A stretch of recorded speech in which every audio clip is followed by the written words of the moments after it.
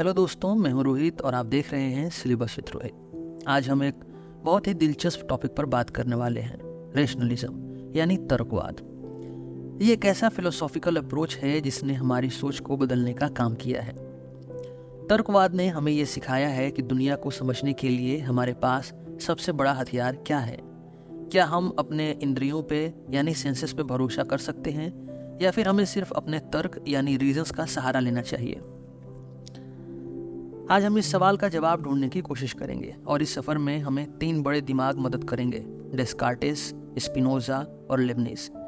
इन तीनों फिलोसोफर्स ने हमें ये समझाया कि हमारे जीवन का मूल तत्व क्या है और हमें अपने आसपास की दुनिया को कैसे देखना चाहिए।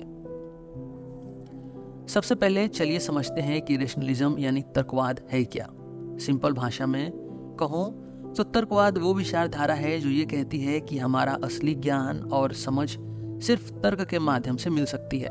यानी हम जो कुछ भी देखते, सुनते या महसूस करते हैं वो कभी कभी हमें गलत राह दिखाते हैं, इसलिए हमें सिर्फ अपने तर्क पर भरोसा करना चाहिए।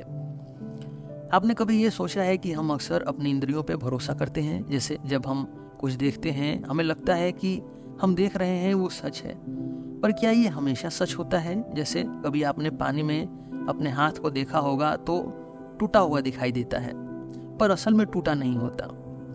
ऐसे ही बहुत बार हमारी आंखें, हमारे कान हमें गलत सिग्नल दे सकते हैं। इसी सवाल से शुरुआत की थी डेस्कार्टिस ने। उन्होंने सोचा, अगर हमारे सेंसेस हमें हमेशा सच नहीं बताते तो हम कैसे जानेंगे कि सच क्या है।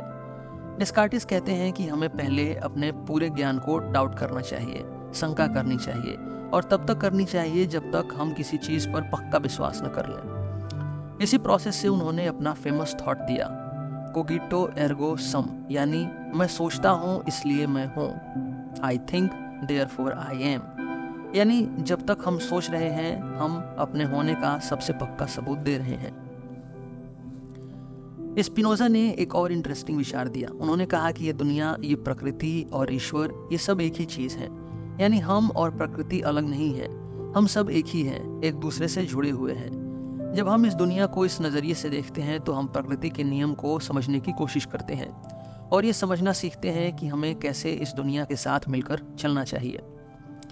लेबनिज ने एक और फैसिनेटिंग थियरी दी, प्री एस्टेब्लिश्ड हार्मोनी। उन्होंने कहा कि दुनिया एक तरह से एक परफेक्ट घड़ी की तरह है जिसमें सब कुछ अपने आप से हार्मोनाइज्ड है, बिना किसी एक्सटर्नल इंटरफेरेंस के। जैसे हमारी ज़िंदगी के कई सिस्टम्स जैसे टेक्नोलॉजी, मशीन लर्निंग या हमारी नेचुरल इकोसिस्टम सब अपने आप से काम करते हैं हार्मोनियसली।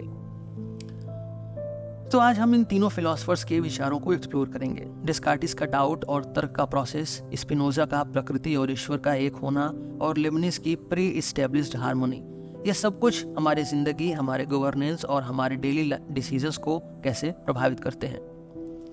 चलिए शुरू करते हैं इस सोचने वाली यात्रा को। मैं हूं रोहित और यह है सिलेबस विद रोहित। आपको अगर कोई सवाल आए या कुछ समझना हो तो कमेंट सेक्शन में ज़रूर लिखिएगा, मैं आपके सवालों का जवाब देने की पूरी कोशिश करूंगा।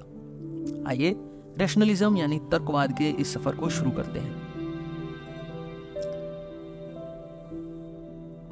सबसे पहले हम बात करते हैं डेस्कार्टिस की। डेस्कार्टिस को हम मॉडर्न फिलॉसफी का फादर कहते हैं और इस बात का एक बड़ा कारण है उनका मेथडिक डाउट। डेस्कार्टिस ने एक सिंपल और पावरफुल सवाल पूछा, मैं किस चीज़ के बारे में बिल्कुल निश्चित हो सकता हूँ, यानी मुझे कौन सी बात का पूरा विश्वास है कि वो सच है। ये सवाल सुनने में छोटा लगता है, पर सोचने पे हमें समझ आता है कि ज़िंदगी में हम कितनी चीज़ें बिना सोचे समझे मान लेते हैं। हम अक्सर अपनी आंखों से जो देखते हैं, अपने कानों से जो सुनते हैं, उसको सच मान लेते हैं, लेकिन क्या हमेशा ऐसा होता है? डेस्कार्टिस कहते हैं कि अगर हमें सच्चाई तक पहुंचना है तो पहले हमें अपनी पुरानी सोच पे डाउट करना होगा, यानी हमें सब कुछ शक की नज़र से देखना होगा। डेस्कार्टिस के अकॉर्डिंग अगर हम एक बार अपने सभी विचारों को डाउट करें तभी हम वो सच्चाई ढूंढ पाएंगे जो हर शक के बाद भी खड़ी रहे। इस अप्रोच को हम मेथोडिक डाउट कहते हैं, जिसमें डेस्कार्टिस ने सबसे पहले अपनी इंद्रियों से मिलने वाली नॉलेज को शक के घेरे में डाल दिया। उन्होंने कहा कि हमारे सेंसेस हमेशा हमें सच नहीं बताते। कभी हम सपने देखते हैं और हमें वो सपना असली लगता है, कभी कोई ऑप्टिकल इल्यूजन हमें धोखा देता है। तो फिर हम कैसे कह सकते हैं कि हम जो देख रहे हैं, जो सुन रहे हैं, वो सच है? आप समझ रहे हैं ना, हमारे जीवन में बहुत से पल ऐसे होते हैं जब हमें लगता है कि जो हम सोच रहे हैं वो गलत हो सकता है। क्या कभी आपने ये सोचा है कि जो आप अब तक मान रहे थे वो गलत भी हो सकता है? डेस्कार्टिस का कहना था कि हमें अपने पुराने विचारों को तोड़ना होगा अगर हम सच्चाई तक पहुंचना चाहते हैं तो। डेस्कार्टिस का डाउट और तर्क का अप्रोच आज भी रिलेवेंट है, चाहे हम साइंस पढ़ें, पॉलिटिक्स समझें या टेक्नोलॉजी का डेवलपमेंट देखें। हर जगह डाउट और रीजन का रोल है। जब हम नए इनोवेशंस बनाते हैं तो हम पुरानी टेक्नोलॉजी को डाउट करते हैं और नए आइडियाज़ को एक्सप्लोर करते हैं। जब हम गवर्नेंस में नए पॉलिसीज बनाते हैं तो भी हम पुरानी सोच पे शक करते हैं और तर्क के माध्यम से नए सॉल्यूशंस ढूंढते हैं। डेस्कार्टिस का ये अप्रोच हमें एक नई सोच देता है। शक करो, फिर तर्क के साथ सच्चाई तक पहुंचने की कोशिश करो। अब हम आगे बढ़ते हैं और बात करते हैं एक और महान फिलोसोफर बारूख स्पिनोजा के बारे में। स्पिनोजा की सोच डेस्कार्टिस से बिल्कुल अलग थी, पर उन्होंने भी अपने तर्क से एक नए विचार को जन्म दिया जिसे हम मोनिज्म कहते हैं। ये एक ऐसी सोच थी जो दुनिया को एक नए नजरिए से देखती है। स्पिनोजा कहते हैं कि गॉड और नेचर अलग अलग नहीं है, बल्कि दोनों एक ही है, यानी प्रकृति ही ईश्वर है और ईश्वर ही प्रकृति है।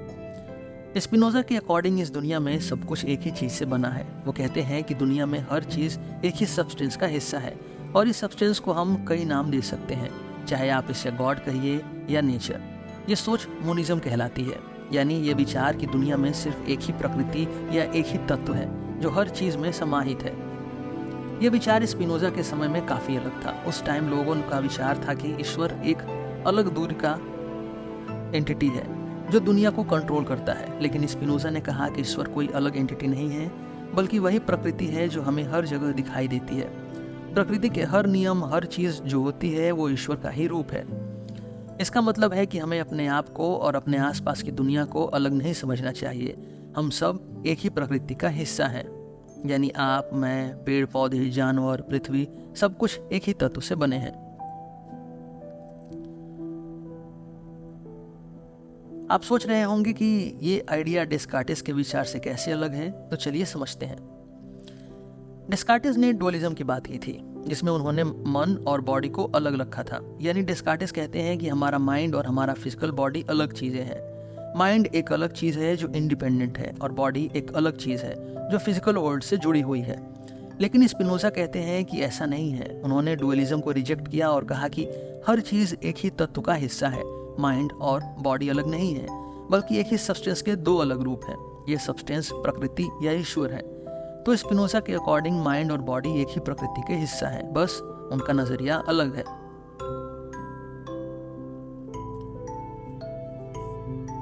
स्पिनोजा कहते हैं कि प्रकृति के साथ हमारा जुड़ाव सिर्फ फिजिकल नहीं है, बल्कि एक स्पिरिचुअल कनेक्शन भी है। जब हम प्रकृति के नियमों को समझने की कोशिश करते हैं तो हम ईश्वर के नियमों को समझते हैं। इसका मतलब ये है कि प्रकृति के साथ मेल बना के चलना एक तरीके से स्पिरिचुअल अवेकनिंग भी है। तो दोस्तों, स्पिनोजा का मोनिज्म हमें एक अनोखी दृष्टि देता है। वो कहते हैं कि प्रकृति और ईश्वर एक ही है और हम सब उसी के हिस्सा हैं। अब हम बात करते हैं एक और दार्शनिक थिंकर, गॉटफ्रीड विल्हेल्म लेबनिज पर। लेबनिज ने अपने विचारों में एक ऐसी दुनिया का तस्वूर किया जिसमें हर चीज एक अनोखे तालमेल से चलती है। उनका एक प्रमुख विचार था प्री एस्टेब्लिश्ड हार्मनी का, एक ऐसी सोच जो समझने में कॉम्प्लेक्स लगती है, लेकिन जब इसको जिंदगी के उदाहरण से समझा जाए तो काफी रिलेटेबल है। लेबनिज कहते हैं कि दुनिया का हर पहलू एक दूसरे के साथ एक परफेक्ट तालमेल में है, जैसे कि एक अच्छी तरह से ट्यून्ड घड़ी। लेबनिज का ये विचार था कि पूरी दुनिया एक तरह से पहले से ही सेट की गई है। वो इस दुनिया को एक परफेक्ट क्लॉक की तरह देखते हैं, एक ऐसी घड़ी जो हमेशा टाइम पर चलती है, जिसमें सब कुछ एक परफेक्ट हार्मनी में होता है, बिना किसी डायरेक्ट इंटरेक्शन के। हर इंसान, हर ऑब्जेक्ट अपने अपने पाथ पर है, लेकिन हर चीज दूसरी चीज के साथ एक जुड़ाव में भी है। लेबनिज ने कहा कि दुनिया में जो कुछ भी होता है वो एक प्री एस्टेब्लिश्ड हार्मनी के अकॉर्डिंग होता है। इसका मतलब ये है कि हर चीज एक परफेक्ट सिस्टम में सेट है, जैसे क्लॉक के अलग अलग गियर्स होते हैं जो मिलकर काम करते हैं बिना एक दूसरे को डायरेक्टली टच किए। ये एक फैसिनेटिंग आइडिया है, क्योंकि इसमें ये विचार है कि दुनिया का हर पहलू अपने आप चल रहा है, लेकिन फिर भी हर चीज एक दूसरे के साथ सिंक में है। लेबनिज के विचार में एक और इंटरेस्टिंग पहलू है। उन्होंने फ्री विल और डिटर्मिनिज्म के बीच के बैलेंस को समझाने की कोशिश की। आप सोच रहे होंगे कि अगर सब कुछ पहले से ही सेट है तो हमारी चॉइसेस का क्या हमारे पास सच में चॉइस है या सब कुछ पहले से ही लिखा गया है? लेबनिज ने कहा कि फ्री विल और प्री एस्टेब्लिश्ड हार्मनी एक दूसरे के अपोजिट नहीं है। वो कहते हैं कि दुनिया का हर इवेंट को हर स्पेसिफिक वे में सेट किया गया है, लेकिन फिर भी हम अपने डिसीजंस लेने के लिए फ्री हैं। ये बैलेंस समझना थोड़ा मुश्किल हो सकता है, लेकिन लेबनिज कहते हैं कि हम जो भी चॉइसेस बनाते हैं वो उसी प्री एस्टेब्लिश्ड सिस्टम के हिसाब से होती है, जिसे हम शायद डायरेक्टली न समझ पाए। इस दुनिया में हर चीज़ एक ऐसी सिस्टम का हिस्सा है जो सेल्फ सस्टेन्ड है। लेबनिज का आइडिया हमें ये समझाता है कि सिस्टम्स को बनाने के बाद हमेशा कांस्टेंट इंटरवेंशन की ज़रूरत नहीं होती। अगर हम अपने सिस्टम को ठीक से डिज़ाइन करें तो वो अपने आप अपने प्री डिफाइंड पाथ पर चलेंगे, जैसे एक परफेक्ट घड़ी जो हमेशा टाइम पर चलती है। दोस्तों, आज हमने एक लंबी यात्रा की। हमने रैशनलिज्म को समझा और इस विचारधारा के 3 महान दार्शनिकों को विचारों को विश्लेषण किया, डेस्कार्टिस, स्पिनोजा और लेबनिज। इन सब ने अपने अपने तरीके से एक ही सवाल का जवाब ढूंढा, हम सच्चाई को कैसे समझते हैं, और इन सब का जवाब था रीजन यानी तर्क। इन सभी विचारों का एक ही मुख्य संदेश है, रीजन यानी तर्क हमारी नॉलेज का आधार है। चाहे हम डाउट करें, प्रकृति और इंसान को एक समझें या दुनिया के तालमेल को देखें, हमारा सोचने का तरीका ही सच्चाई को समझने का असली तरीका है। ये रैशनलिज्म की असली संदेश है और यही इन तीनों दार्शनिकों ने हमें सिखाया। मेरा नाम है रोहित और आप सुन रहे थे सिलेबस विद रोहित। हम आपसे फिर मिलेंगे किसी नए टॉपिक के साथ एक नए एपिसोड में। धन्यवाद।